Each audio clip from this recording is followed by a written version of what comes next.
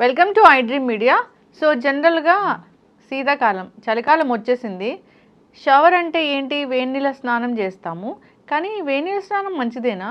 ఈ శీతాకాలంలో అసలు ఎందుకు స్నానం గురించి, నీళ్ళ గురించి ఇంత టాపిక్ అవుతుంది? వివరాలు తెలుసుకుందాం. మనతో పాటు ప్రముఖ internal medicine specialist doctor Rajesh Ukkara గారు ఉన్నారు. డాక్టర్ గారు నమస్తే అండి. నమస్తే. అంటే స్నానము ఇలా చేయాలి అనేది శీతాకాలం నుంచే మాట్లాడతారు ఎక్కువగా. మరి చల్లగా ఉందంటే వేడి నీళ్ళు స్నానం చేస్తాము. వేడి నీళ్ళు స్నానం చేయకూడదు డాక్టర్ గారు? అంటే బేసిక్లీ వాటర్ మొత్తం పొల్యూటెడ్ ఉంది. సో మనం యూటిలైజ్ చేసే వాటర్లో సాల్ట్స్ కంటెంట్ ఎక్కువగా ఉంటుంది. మనం ఇంట్లో ఈ బాత్రూంలో ట్యాప్స్ కానివ్వండి, బాత్రూంలో బకెట్స్ కానివ్వండి, మొత్తం స్కేలింగ్ వస్తుంది, మురికి పదార్థం లాగా అంటుకుపోతుంది. సో ఇదంతా వాటర్లో ఉన్న salts. So in general water boil చేసినప్పుడు ఈ సాల్ట్స్ సపరేట్ అవ్వడం ప్రతి ఒక్కరూ గమనిస్తాం. మరి ఈ సాల్ట్స్ సపరేట్ అయినప్పుడు మళ్ళీ మన చర్మం మీద వచ్చి అంటుకుంటాయి. అంటుకున్నప్పుడు స్కిన్ రియాక్షన్స్, స్కిన్ అలర్జీస్ ఇలాంటివి ఎక్కువగా మేము గమనిస్తూ ఉంటాం. అయితే వాటరు ఏ విధంగా చేస్తే మంచిది స్నానాలు? సో అటు ఎక్స్ట్రీమ్ చలి ఉండకూడదు, ఎక్స్ట్రీమ్ హాట్ ఉండకూడదు. గోరువెచ్చని నీళ్ళు అయితే ఎప్పుడు కూడా బాడీ మీద హెల్తీ బెనిఫిట్స్ ఉంటాయి, కాస్త ఫ్రెష్నెస్ ఉంటుంది ఎనీ సీజన్, అండ్ పర్సన్కి కూడా కాస్త రిఫ్రెషింగ్గా ఉంటుందని గమనించాను. ఎక్స్ట్రీమ్ హాట్, ఎక్స్ట్రీమ్ కోల్డ్ వద్దు అనేది కాన్సెప్ట్. అంటే ఎక్స్ట్రీమ్ చలి చేస్తారా డాక్టర్ గారు అసలు ఎవరన్నా ఇంత చలిలో కూడా? అంటే ఇప్పుడు ఎక్కడో మంచు పర్వతాలకి విజిటింగ్ వెళ్తుంటారు, మరి అక్కడ ఏరియాలో వాటర్ చల్లగానే ఉండడం చాలా ఫ్రీక్వెంట్గా గమనిస్తాం. ఆ కారణంగా వాటరు ఏం జరుగుతుంది అసలు? సో జనరల్గా బాడీలో ప్రొటెక్టివ్ రిఫ్లెక్సెస్ అనేవి ఉంటాయి. ఎప్పుడైతే చల్లతనంకి ఎక్స్పోజ్ అవుద్దో సడన్గా ముడుచుకోవడం మొదలు పెడుతుంది బాడీ. దీన్నే మేము వాసో కన్స్ట్రిక్షన్ అంటాం. అంటే రక్తనాళాలన్నీ దగ్గరకు వచ్చి బ్లడ్ సరఫరాని కన్జ్యూమ్ చేసుకుంటూ హీట్ బయటికి వెళ్లకుండా కాపాడడానికి ఈ ప్రక్రియ జరుగుద్ది బాడీలో. సో అలాంటి కోల్డ్ బాత్ చేసినప్పుడు ఇది తీవ్రమైన ఒత్తిడి హార్ట్ మీద. ఆ విధంగా ఎక్కడన్నా బ్లాక్డ్ వెజల్స్ కానీ, వీకెండ్ హార్ట్ కానీ ఉంటే అది హార్ట్ అటాక్ దారితీయడము, హార్ట్ ఫంక్షనాలిటీ కోల్పోవడము ఇలాంటివి జరిగేదానికి ఎక్కువగా ఆస్కారం ఉంటుంది. శీతాకాలంలోనే హార్ట్ అటాక్ ఎక్కువ వస్తుందని చెప్తారు. ఇదే ఈ వాసో కన్స్ట్రిక్షన్ అనే దానివల్ల బ్లడ్ సరఫరా తక్కువ ఉన్నందువల్ల ఈ ప్రాబ్లం అనేది ఛాన్సెస్ ఎక్కువగా కనిపిస్తుంటాయి. ఇప్పుడు అంటే రకరకాల ఇప్పుడు రిచువల్స్ ఇట్లా ఉంటాయి కదా డాక్టర్ గారు. ఇప్పుడు బయటకు వెళ్ళి నది స్నానం చేయాలి, అట్లా అప్పుడు కూడా జాగ్రత్తలు తీసుకోవాలా? తప్పనిసరిగా ఆ ఎక్స్పోజర్ ఆఫ్ టెంపరేచర్ మార్పు వల్ల బాడీలో మార్పులు అనేది జరుగుద్ది. దానివల్ల కొన్నిసార్లు హానికరమైన సిచ్యువేషన్ వచ్చేదానికి ఛాన్సెస్ ఎక్కువగా ఉంటాయి. గోరువెచ్చని నీళ్ళే చేయాలి ఐడియల్గా. డాక్టర్ గారు, అంటే చాలా వింటూ ఉంటాము, ఫస్ట్ స్నానానికి స్టార్ట్ చేసేటప్పుడు కాళ్ళ నుంచి స్టార్ట్ చేయాలి అని, అవునా? సో ఏంటంటే ఇది వార్మప్ లాగా. సో బాడీలో సడన్గా వాటర్ మనం చల్లని నీళ్ళు వేసుకున్నప్పుడు ఈ వాసో కన్స్ట్రిక్షన్ అనేది ఎఫెక్ట్ అవుతుంది. కాబట్టి సడన్గా deprivation of blood flow, particularly heart related are మంచి వైటల్ ఆర్గన్స్కి రిలేటెడ్ కానీ జరిగినప్పుడు బాడీ మీద ప్రాబ్లమ్స్ ఉంటాయి. కాబట్టి కింద నుంచి వాటర్ తల్లుకుంటూ వస్తే ఆ కండిషనింగ్ ఆఫ్ ద బాడీ, ఇదిగోండి చల్లదనం ఇంప్రూవ్ అవుతుందని ప్రిపేర్డ్నెస్, దీన్ని ఎలా కాంపన్సేట్ చేయాలా, ఎలా కౌంటర్ చేయాలనేది ప్రిపరేషన్లో అది పనికొస్తుంది. కాబట్టి ఇలా చేస్తే మంచిది అనేది గమనించారు. తలస్నానం కూడా చేయకూడదంట డాక్టర్? అంటే వాటర్ వేయడం అనేది కింద నుంచి స్టార్ట్ చేసి పై వరకు వెళ్తే మంచిది. పై నుంచి కిందకి చేస్తే మీకు బ్లడ్ సరఫరా అనేది ఎఫెక్ట్ అవుతుంది, కాబట్టి వద్దంటున్నారు. హై బీపీ చన్నీటి స్నానం చేయడం వల్ల హై బీపీ కూడా వస్తుందా? చల్లనీటి స్నానం వల్ల కౌంటర్ రెగ్యులేటరీ మెజర్స్, నేను ఇందాక చెప్పాను చూడండి, వాసో కన్స్ట్రిక్షన్. ఈ వాసో కన్స్ట్రిక్షన్ బ్లడ్ వెజల్స్ సన్నగా అయిపోవడం. బ్లడ్ వెజల్స్ సన్నగా అయినప్పుడు లోపల దాంట్లో ప్రెషర్స్ అనేవి పెరుగుతాయి. హై ప్రెషర్స్ రాగానే అది హార్ట్ అటాక్ దారితీస్తుంది. బాగా చల్లగా అంటే ఒక టైం బట్టి మనం స్నానం చేయాలా? అంటే 7, 8, 9 అవుతుంటే స్నానం చేయాలా? బాగా చల్లదనంలో స్నానం చేయకపోవడం అనేది మంచిది. అట్లాగే లేట్గా స్నానం చేయడం కూడా అంత మంచిది కాదు. అంటే ఆహారం అన్నీ తీసుకొని తినేసిన తర్వాత స్నానం చేయడం కూడా మంచిది కాదు. అంటే జనరల్గానే చెప్తూ ఉంటారు తిన్న తర్వాత స్నానం చేయకూడదు, చేయొద్దు. అంటే ఏమైనా డైజెషన్ అంటే ప్రాబ్లం? డైజెస్టివ్ సిస్టమ్ యాక్టివ్గా పనిచేస్తున్నప్పుడు బ్లడ్ మొత్తం అక్కడ పూల్ అయిపోతుంది. మిగతా బాడీకి సరఫరా తక్కువగా ఉంది కాబట్టి ఆ టైంలో స్నానాలు చేసిన దానివల్ల సెన్సిటివ్ ఏరియాస్ లైక్ బ్రెయిన్ ఎక్కువగా ఎఫెక్ట్ అవ్వడం జరుగుద్ది. దానివల్ల మూర్ఛ రావడం ఇలాంటివి జరుగుద్ది కాబట్టి ఆ టైంలో స్నానం చేయొద్దంటారు. డాక్టర్ గారు చాలా చెప్తారు ఏంటంటే ఉదయం 3 గంటలకు నిద్ర లేవాలి, బ్రహ్మ ముహూర్తంలో నిద్ర లేవాలి, అట్లాగా అది శీతాకాలంలో వర్కౌట్ అవ్వదా? ఏ కాలంలో అయినా చేయాలి, కానీ ఏదో సంవత్సరంలో ఒక్కసారి లేచి చేస్తాను అంటే బాడీ ప్రిపేర్డ్నెస్ ఉండదు రెగ్యులర్ కాబట్టి యాక్టివిటీ. అది రెగ్యులర్ లైఫ్ స్టైల్ కింద ఎప్పుడు చెప్తుంటాను. దీర్ఘకాలంలో చేస్తేనే దాని బెనిఫిట్స్ అనేవి ఉంటాయి. అట్లని చెప్పి 3:30కి లేవని నేను చెప్పట్లేదు. 6 o'clock in the morning is ideal time for healthy body habits. 8 hours of sleep అనేది చాలా ఇంపార్టెంట్, మ్యాండేటరీ. ఇప్పుడు ఈ శీతాకాలం నీళ్ళు చాలామంది చాలా తక్కువ తీసుకుంటూ ఉంటారు డాక్టర్ గారు. ఎంత లీటర్స్ ఆఫ్ నీళ్ళు అనేది జనరల్గా సఫిషియెంట్గా అవసరము, గుర్తుపెట్టుకొని తాగాల? బాడీలీ నీడ్స్కి 3 liters అండ్ అరౌండ్ మ్యాండేటరీ. సమ్మర్లో 4 liters అరౌండ్ మ్యాండేటరీ. ఈ విధంగా మనం చేసుకోవాలి. చక్కటి ఇన్ఫర్మేషన్ డాక్టర్ గారు. ఈ శీతాకాలం ఎందుకో చాలా ఎక్కువగా హార్ట్ అటాక్లు వస్తాయి, మీరు నీళ్లు తాగకపోతే హార్ట్ అటాక్లు వస్తాయి, ఇలా చెప్తూ ఉంటారు. చన్నీటి స్నానం అనేది, మరీ చన్నీటి స్నానం మంచిది కాదు, టైం కూడా చాలా మనకి ఇంపార్టెంటే. కొంచెం ఎండ వస్తానే స్నానం చేస్తే మంచిది. డాక్టర్ గారు, డయాబెటీస్, షుగర్ వ్యాధి బాగా పెరిగిపోయింది అంటే ఒకప్పుడు లేదా ఇప్పుడు నిజంగానే కేసులు పెరిగాయా? డెఫినెట్లీ ఇన్సిడెన్స్ ఆఫ్ కేసెస్ అయితే పెరిగాయి. స్టాటిస్టికల్ అనాలిసిస్ ఈ మధ్యకాలంలో చూస్తే 70% of working class population, 70% of working class పాపులేషన్లో డయాబెటీస్ ఉందని గుర్తించారు. సో ఎందుకు వర్కింగ్ క్లాస్ గురించి చెప్తున్నానంటే, డయాబెటీస్ ఒట్టి తింటేనో ఊబకాయంతోనే కాకుండా వేరే ఫ్యాక్టర్స్తో కూడా ముడిపడి ఉంది. అందుకోసమే మీరు చెప్పిన ఈ November 14th world diabetic day, so దానికి ఈసారి థీమ్గా డయాబెటీస్ వెల్ బీయింగ్ అనేది తీసుకున్నారు. సో వెల్ బీయింగ్ అంటే ఒట్టి షుగర్తోనే కాదు, మానసికంగా, శారీరకంగా అన్ని విధాల డయాబెటీస్ని కంట్రోల్ చేయాలి.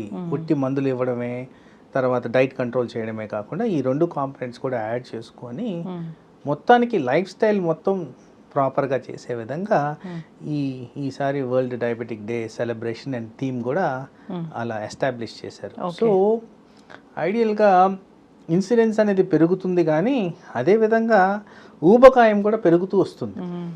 ఊబకాయానికి షుగర్కి కనెక్షన్ ఉంది. ఎవరికైతే ఊబకాయం ఉందో రిస్క్ ఆఫ్ డయాబెటీస్ ఎక్కువగా ఉంటుందని ఇట్స్ అన్ ఎస్టాబ్లిష్డ్ ఫ్యాక్ట్. ఎవరికైతే హై కొలెస్ట్రాల్ ఉందో వాళ్ళకు కూడా డయాబెటీస్ రిస్క్, పర్టికులర్లీ ట్రైగ్లిజరైడ్స్ వల్ల డయాబెటీస్ మార్కర్ కింద కన్సిడర్ చేస్తాం. So consumption of junk food, processed food, high calorie diet, fatty food, sugary food, ఇవన్నీ కూడా రూట్ కాజ్ అయిపోయినాయి. అయితే చిన్నప్పుడు మీరు ఆహార పదార్థాలు తీసుకుంటే మహా అంటే బిస్కెటో చాక్లెటో ఉండేది, కానీ ఇంత amount of processed food consumption అనేది ఉండేది కాదు. మ్యాగీ కూడా బహుశా ఒక 20-30 years బ్యాకే వచ్చింది, దానికన్నా ముందు లేదు. సో ఇలాంటి ఫుడ్స్ తింటున్నప్పుడు ఇలాంటి high calorie diet, high fat diet, highly processed diet ఇలాంటివి తింటున్నప్పుడు న్యాచురల్గా బాడీ మీద తీవ్రమైన ఒత్తిడి, దాని కారణంగా ఊబకాయం కారణంగా డయాబెటీస్. దీనికి తోడు ఈ వర్కింగ్ క్లాస్లో ఎఫెక్టివ్గా యాక్టివిటీ అనేది తక్కువ, చాలా తక్కువ మంది ఎక్సర్సైజ్ అనేది చేస్తున్నారు. దెన్ మానసిక ఒత్తిడి ఎక్కువ, నిద్ర లోపం ఎక్కువ. సో ఇవన్నీ ప్రెషర్స్ పెరిగేసి షుగర్కి ఈజీగా దారితీస్తుంది. దాని మూలాన ఇన్సిడెన్స్ ఆఫ్ డయాబెటీస్ చాలా ఎక్కువగా కనబడుతుంది. ఓకే, ఇప్పుడు డయాబెటీస్ అనేది వచ్చేసింది, అదేమీ రాకుండా లేదు, మనం ప్రివెంట్ చేయడానికి కూడా చాలా తక్కువ మంది ఉన్నారు. అంటే ఐడియల్ మెథడాలజీ పాటిస్తే ఒక హెల్దీ లైఫ్ స్టైల్ దీర్ఘకాలంగా మెయింటైన్ చేయగలిగితే డెఫినెట్గా డయాబెటీస్ని న్యాచురల్ పద్ధతిలో నివారించుకోవచ్చు. ఇప్పుడు ఏంటో రివర్సిబుల్ కాదు, రెమిషన్ అంటున్నారు ఏంటి డాక్టర్ గారు? రివర్సిబుల్ అనేది కంప్లీట్గా 100 to 0 చేసేది. రెమిషన్ అనేది ఏంటంటే వితౌట్ మెడిసిన్స్ ఐడియల్ డైట్స్తో మెయింటైన్ చేయడం. అదే ఉందా? రెమిషన్ అనేది ఎప్పటి నుంచో ఉంది, ఇది కొత్తగా వచ్చిన కాన్సెప్టే కాదు. ఆల్వేస్ మీరు డైట్ కంట్రోల్ చేసుకొని హెల్దీ లైఫ్ స్టైల్ మెయింటైన్ చేస్తూ ఎక్సర్సైజ్ యాక్టివిటీ కల్పించుకుంటే మీకు రెమిషన్లో ఉంటుంది డయాబెటీస్. డైట్ ఏం తిన్నా ఈ డయాబెటీస్ని అది వెళ్ళి ట్రిగ్గర్ చేస్తుంది, షుగర్ స్పైక్ అవుతుంది అని చెప్తూ ఉంటారు. అసలు ఏం తినాలి డాక్టర్ గారు వాళ్ళు?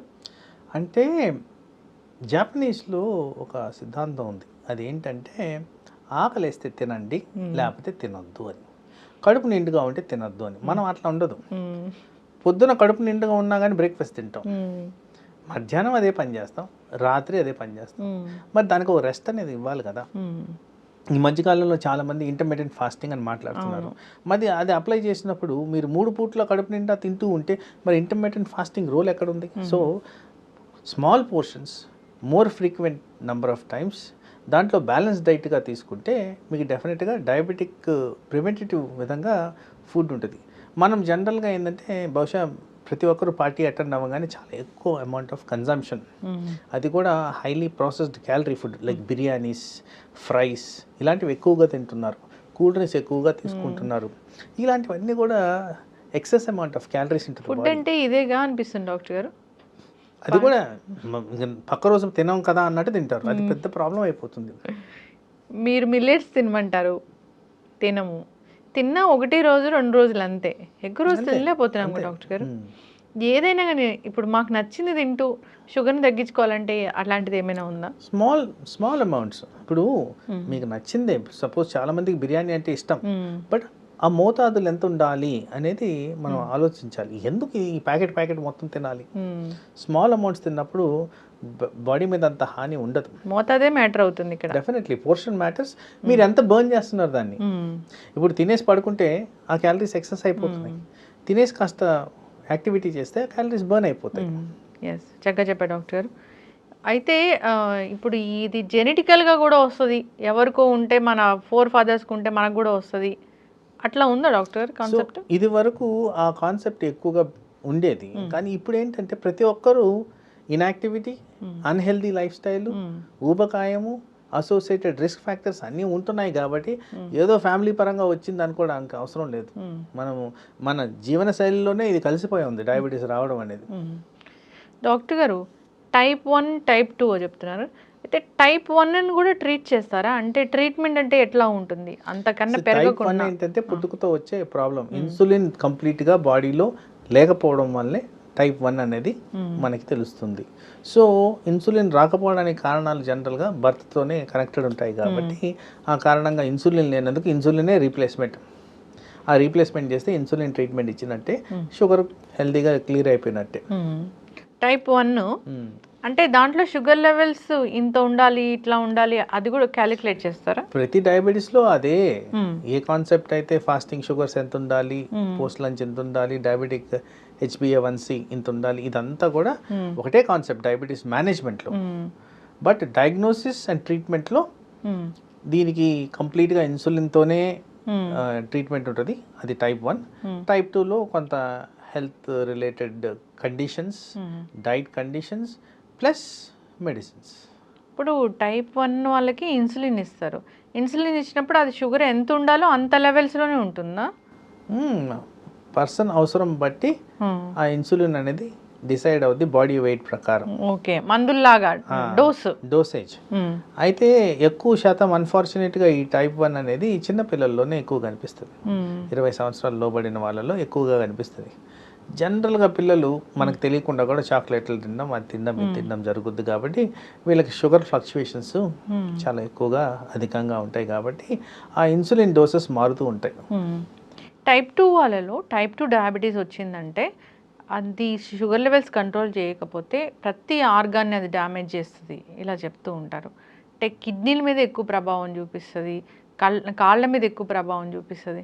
ఏం చూస్తున్నారు డాక్టర్ గారు, ఏ ఆర్గాన్ ఎక్కువ డ్యామేజ్ అవుతున్న పరిస్థితి చూస్తున్నారు, ఎందుకు అవుతుంది అట్లాగా? సో ఇక్కడ మనకు అర్థం కావాల్సింది ఈ డయాబెటిక్ కాంప్లికేషన్స్ ఏవైతే ఉంటాయో అవి బ్లడ్ సరఫరా ఎఫెక్ట్ చేసే విధంగా అవి స్టార్ట్ అవుతాయి. ఎక్కడైతే బ్లడ్ సరఫరా ఎక్కువగా ఉండదో అక్కడ ఎక్కువగా ఆ బ్లడ్ వెజల్స్ బ్లాక్ అయ్యేదానికి ఆస్కారం ఉంది. సో ఎక్కువ శాతం ఇలాంటి ప్రాబ్లమ్స్ ఉండేవి ఐస్ అండ్ కిడ్నీస్, ఇక్కడ ఎక్కువగా ఉంటుంది. ఎండ్ ఆర్టరీస్ అంటాం. ఇక్కడ ఈ బ్లాకేజ్ పెరిగే కొద్దీ డ్యామేజ్ అనేది కనబడుతూ ఉంటుంది.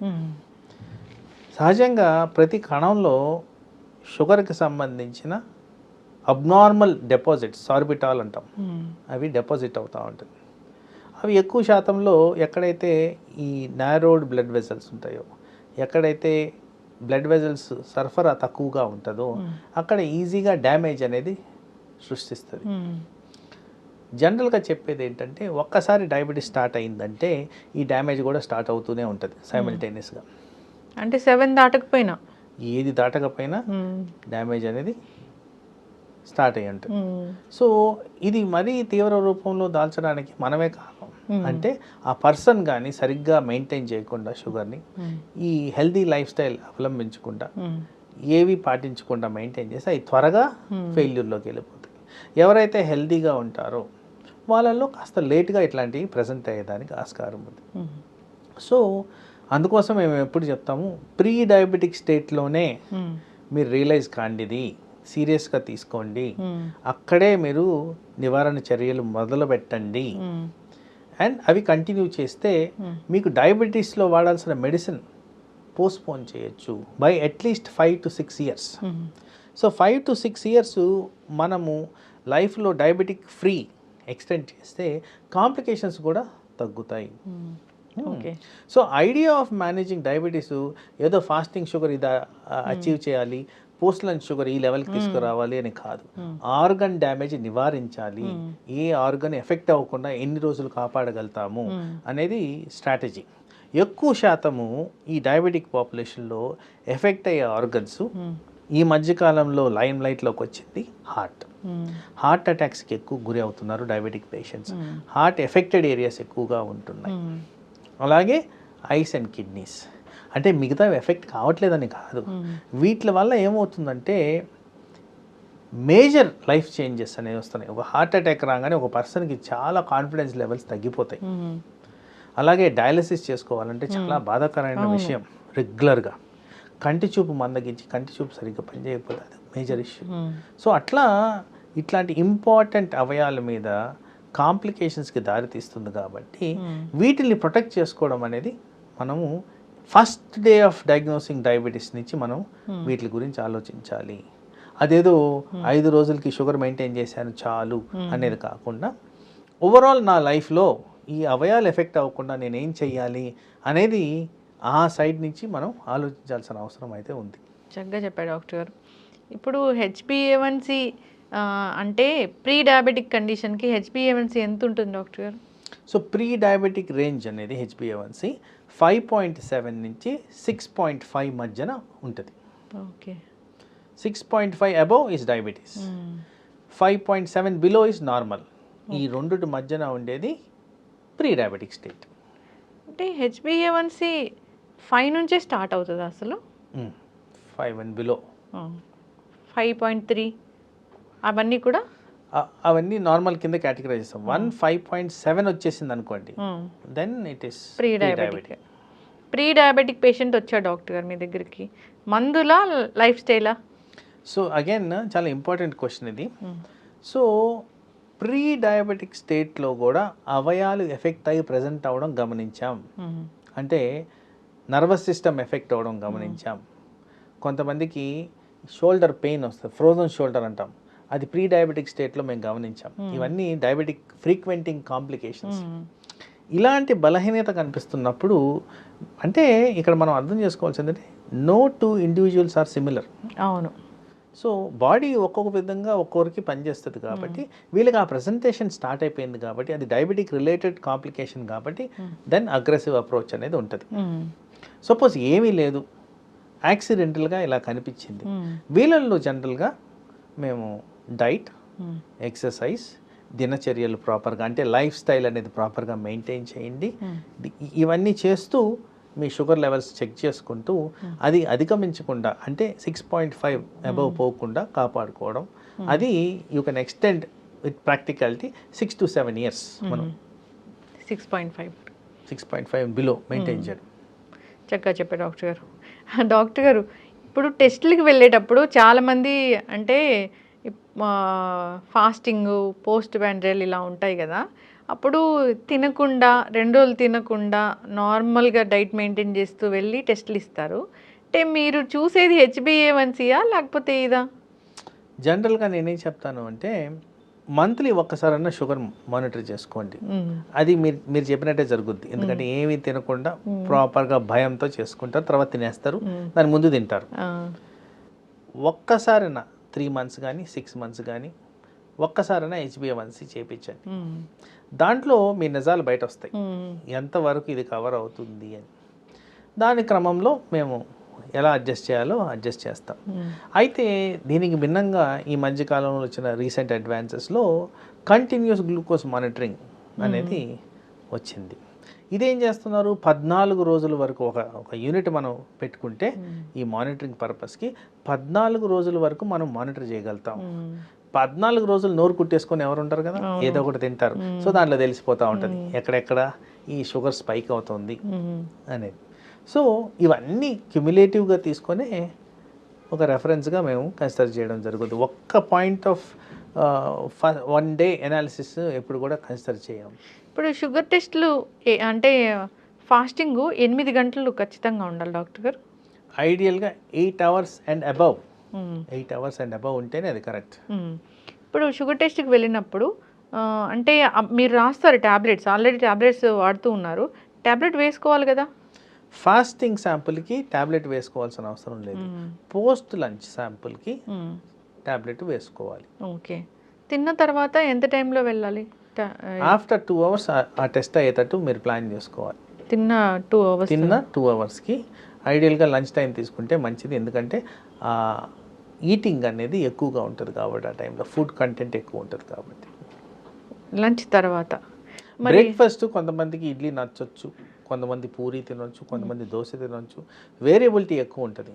లంచ్లో ఉండబోయేది రైసే, ఆ రైస్తో పాటు సాంబారు రసాలు తీసుకుంటారు, అది కామన్గా ఉంటుంది, అందరికి కామన్ ఉంటుంది. అందుకోసం ఆ టైంలో తీసుకుంటే మీకు వాల్యుయేషన్ పరంగా కరెక్ట్గా వస్తుంది.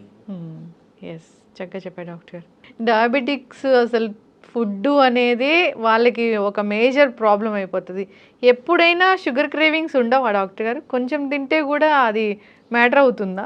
సో బేసిక్లీ ఏంటంటే ప్రసాదాన్ని ప్రసాదంలాగా తింటే ప్రాబ్లం లేదండి. అలా మెయింటైన్ చేసేవాళ్ళు చాలా తక్కువ. దొరికింది కదా ఛాన్స్ అని తినేస్తారు. అయితే మన బాడీలో బ్రెయిన్ అనేది చాలా సెన్సిటివ్. ఒక్కసారి మీరు షుగర్ అలవాటు చేస్తే క్రేవింగ్ ఫర్ షుగర్ని పెంచుద్ది, పర్టికులర్గా డయాబెటిక్ పాపులేషన్. ఎందుకంటే వాళ్ళు ఇన్ని రోజులు స్టార్వ్ అయిపోయి ఉంటారు షుగర్ లేకుండా. సో ఆ క్రేవింగ్ మూలాన ఏం చేస్తారు, ఈవెన్ పెద్దవాళ్ళు అయినా కానీ చిన్నపిల్లల్లాగా బిహేవ్ చేస్తారు, దాచుకొని తినేయడం, ఎక్కడెక్కడో దాచిపెట్టిన సబ్స్టెన్స్, అన్టైమ్లీ ఫుడ్ అంటే మధ్యరాత్రి ఫ్రిడ్జ్లో వెతుక్కొని తినడం, ఇలాంటివి ఎక్కువగా జరుగుతాయి. కాబట్టి షుగర్ని అవాయిడ్ చేయడమే బెటర్. ఎందుకంటే దాని కారణంగా ట్రిగ్గర్ అవుతుంది మీ షుగర్ డ్రైవ్ అనేది, అది తగ్గించుకుంటే బెటర్ కదా. ఇప్పుడు ఏదో డిఫరెంట్ షుగర్స్ వచ్చాయి, అది షుగర్ కాదు అని చెప్తున్నారు, అవి అంటే బేసిక్లీ ఇప్పుడు ఏమవుతుందంటే ప్రతి సబ్స్టెన్స్లో అడల్ట్రేషన్ అనేది ఎక్కువ ఉంటుంది. సో ఆ సబ్స్టెన్స్ ఏవైతే రికమెండ్ చేస్తున్నారో ఆల్టర్నేటివ్ ఫర్ షుగర్స్, ఈ షుగర్ ఫ్రీ ట్యాబ్లెట్స్ అనేవి అవి కూడా హార్మ్ఫుల్లే. అందుకోసం లాంగ్ టర్మ్లో అవి మంచివి కాదు. సో ఆల్వేస్ అలవాటు చేసుకోవడమే. వితౌట్ షుగర్ కొద్ది రోజులు మీకు కష్టపడతారు, కానీ న్యాచురల్గా యాక్చువల్లీ మిల్క్ అనేది న్యాచురల్ స్వీట్ ఉండేది, న్యాచురల్గానే స్వీట్ ఉండేది. మనం ఎక్కువ షుగర్ వేసుకొని దాని స్వీట్నెస్ పెంచుకుంటున్నామే, కానీ ఇదే అలవాటు చేసుకుంటే అదే స్వీట్గా మీకు అనిపిస్తుంది. స్వీట్ స్వీట్ స్వీట్ మొత్తం అంటే ఒబెసిటీ కావచ్చు, మిగతా ఏదైనా కానీ దీని విషం కన్నా ఈ స్వీట్ ప్రమాదం అని చెప్తున్నాడు డాక్టర్. పాయిజన్, సింప్లీ పాయిజన్, ఇంకేం లేదండి. ఎందుకంటే మీరు ఏవైతే ఈ సోడా డ్రింక్స్ ఉన్నాయో, కూల్ డ్రింక్స్, వీటిలో ఎనార్మస్ అమౌంట్ ఆఫ్ షుగర్ ఉందని scientific analysis and lot of social మీడియాలో ఇది నెట్వర్కింగ్ అవుతుంది. అయినా కానీ అవి ఆపుతున్నారా? తాగుతూనే ఉన్నారు. సో వాటి వల్ల మేజర్ ప్రాబ్లమ్స్ రాబోయేది ఇలాంటి కండిషన్సే. ఇప్పుడు కొత్తగా వచ్చిన మందులు ఏంటి, కొత్తగా వచ్చిన ట్రీట్మెంట్స్ ఏంటి షుగర్ తగ్గించుకోవడానికి?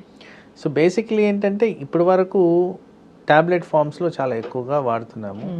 ఇప్పుడు వీక్లీ ఇంజెక్షన్స్ అనేవి కొత్తగా లైమ్ లైట్లోకి వచ్చాయి, కానీ కాస్త ఎక్స్పెన్సివ్ ఉన్నాయి. ఒకసారి మొదలు పెడితే లాంగ్ టర్మ్గా వాడాల్సిన అవసరం ఉంది. మధ్యలో మానేస్తే రివర్సిబుల్ ఎఫెక్ట్స్ ఉండేదానికి ఛాన్స్ ఉంది.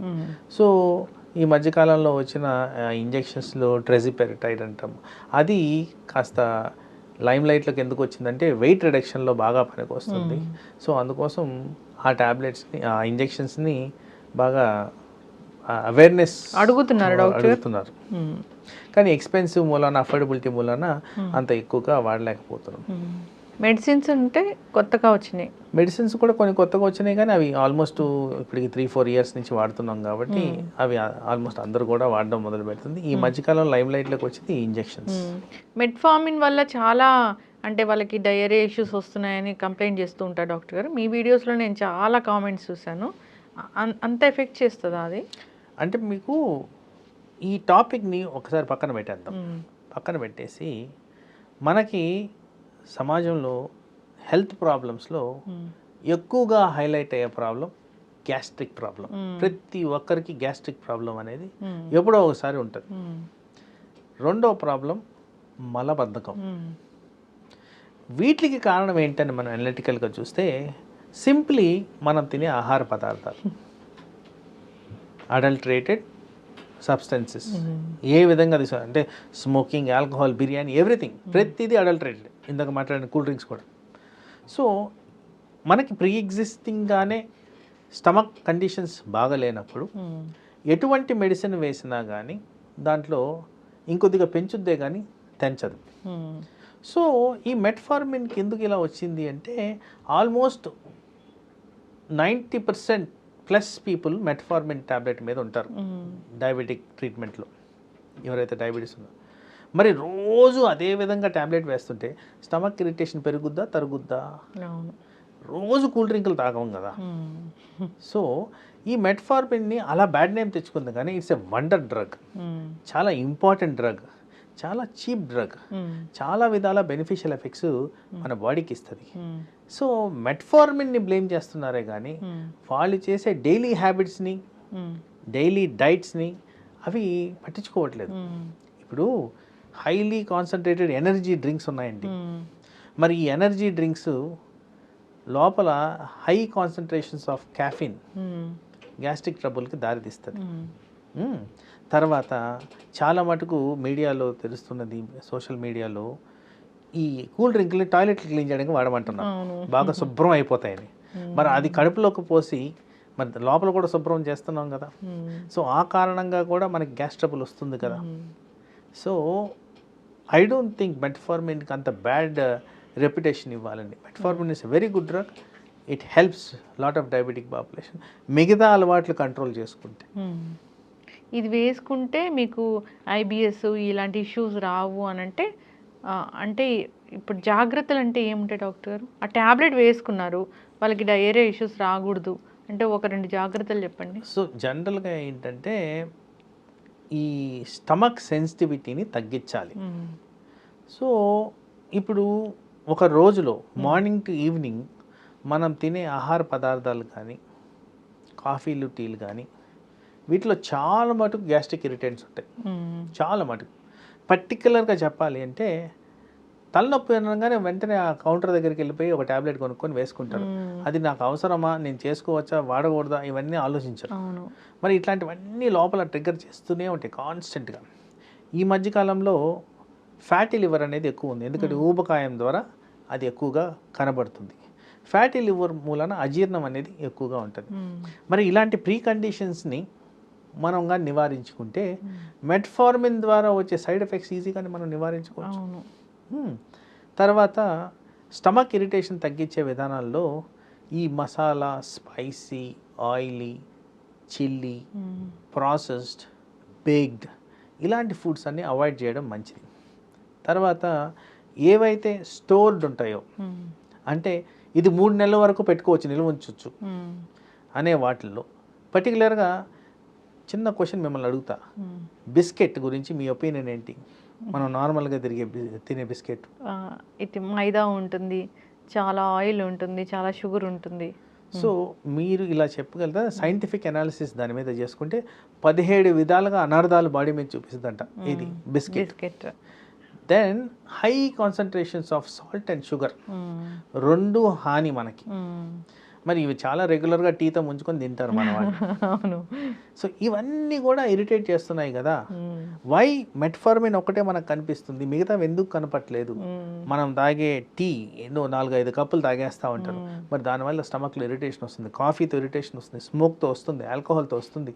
సో మెనీ ఫ్యాక్టర్స్ ఎవ్రీడే చేసేవి వాటిలన్నిటితో వస్తుంది. వాటిని తగ్గించుకుంటే, వాటిని కరెక్టివ్ మెజర్స్ చేసుకుంటే దీనివల్ల వచ్చే సైడ్ ఎఫెక్ట్స్ తగ్గిపోతాయి మనకి. అది ఇరిటబుల్ బౌల్ కావచ్చు, డ్రగ్ ఇండ్యూస్డ్ గ్యాస్ట్రిక్ ఇరిటేషన్ కావచ్చు, ఏదైనా మనం నివారించుకోవచ్చు హెల్తీ హ్యాబిట్స్ పాటిస్తే. డాక్టర్ గారు, అంటే షుగర్ వచ్చిందంటే నార్మల్గానే చాలామంది చాలా డిప్రెషన్లోకి వెళ్ళిపోతున్నారు, స్ట్రెస్ ఫీల్ అవుతున్నారు కూడా. ఇదేంటి, ఇది నేను లైఫ్ లాంగ్ దీన్ని నేను క్యారీ చేస్తూ వెళ్ళాలా అని, అలాంటి వాళ్ళకి ఏం చెప్తారండి? సో ఇప్పుడు షుగర్ వచ్చిందని మానసిక ఒత్తిడి రావడం కాదు, మానసిక ఒత్తిడి వల్ల షుగర్ వస్తుంది. ఇప్పుడు మేజర్ ఫ్యాక్టర్ డయాబెటీస్లో స్ట్రెస్, ల్యాక్ ఆఫ్ స్లీప్ చాలా ఇంపార్టెంట్గా రోల్ ప్లే చేస్తుంది. సో అది వచ్చినందుకు ఈ మానసిక ఒత్తిడి ఇంకొద్దిగా ఎక్కువ తీవ్రత దాల్స్తుంది, కానీ దీనికన్నా ముందే స్ట్రెస్ ఫ్యాక్టర్ అనేది లైఫ్లో ఉంది.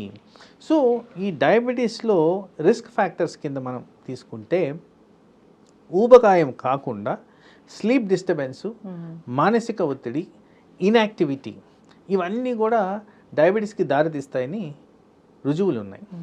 So already existing psychological problems diabetes ద్వారా, ఆ డయాగ్నోసిస్ అయిన ద్వారా జీవితకాలం నేను మందులు వేసుకోవాలన్నా, జీవితకాలం ఇవి తినలేనా, ఆ ఫీలింగ్తో పెరుగుతూ పోతూ ఇంకొద్దిగా స్ట్రెస్ ఫ్యాక్టర్ని పెంచుకొని ఉన్న స్ట్రెస్ లెవెల్స్ కారణంగా ఈ షుగర్ లెవెల్స్ ఇంకా అధ్వానంగా తయారవడం మొదలవుతుంది. ఓకే, ఎస్, చక్కటి ఇన్ఫర్మేషన్ డాక్టర్ గారు. మీరు చెప్పింది ఏంటంటే రాకుండా జాగ్రత్తలు తీసుకోవాలి. ప్రీ డయాబెటిక్ కండిషన్ అనేది ఎప్పుడు తెలుస్తుంది? రెగ్యులర్గా మనము హెల్త్ గురించి చెకప్లు చేయించుకుంటే తెలుస్తుంది. ఒక ఏజ్ చెప్తారు మీరు, 25 years నుంచి టెస్ట్ చేసుకోవాలి. ఎందుకంటే మన లైఫ్ స్టైల్ మారిపోయింది, సెడెంటరీ అయిపోయింది. అంతేకాదు చాలా వర్కింగ్ పీపుల్లోనే ఇది మనం డయాబెటీస్ అనేది చూస్తున్నాము. అసలు ఫిజికల్ యాక్టివిటీ కానీ, హెల్త్ గురించి అవేర్నెస్ కానీ, ఫుడ్ తినడం గురించి కానీ ఏది లేదు. ల్యాక్ ఆఫ్ స్లీప్, స్ట్రెస్, ఇవన్నీ కూడా కారణాలు అవుతూ ఉన్నాయి. జాగ్రత్తలు తీసుకోవాలని కోరుకుందాం డాక్టర్ గారు. వచ్చినా భయపడాల్సిన పని లేదు, తగ్గించుకోవచ్చు, మందులు ఉన్నాయి. సో చక్కటి ఇన్ఫర్మేషన్ అండి, ఫాలో అవ్వాలని కోరుకుందాం. ధన్యవాదాలు. నమస్తే. And for more videos, please subscribe to iDream. Please subscribe to iDream. Please subscribe iDream. And please subscribe to iDream. For more videos, subscribe to iDream. please like, share and subscribe to the channel. Congratulations, iDream. Subscribe to iDream. Subscribe to iDream. So subscribe to iDream Media. iDream ki iDream team andarki huge congratulations. Please subscribe iDream Media. Please subscribe to iDream. Subscribe iDream. Please subscribe to iDream. iDream అంటే నా కళల channel subscribe చేసుకున్న నోరు తిరుగుతలేదు, మీరైతే గంట గుర్తు కొట్టండి. For more such videos, please subscribe to iDream. Subscribe to iDream. Please subscribe to iDream. Please subscribe iDream Media. Please do subscribe to iDream. Please subscribe to iDream Media. For best entertainment and information, please subscribe iDream. And don't forget to subscribe to iDream.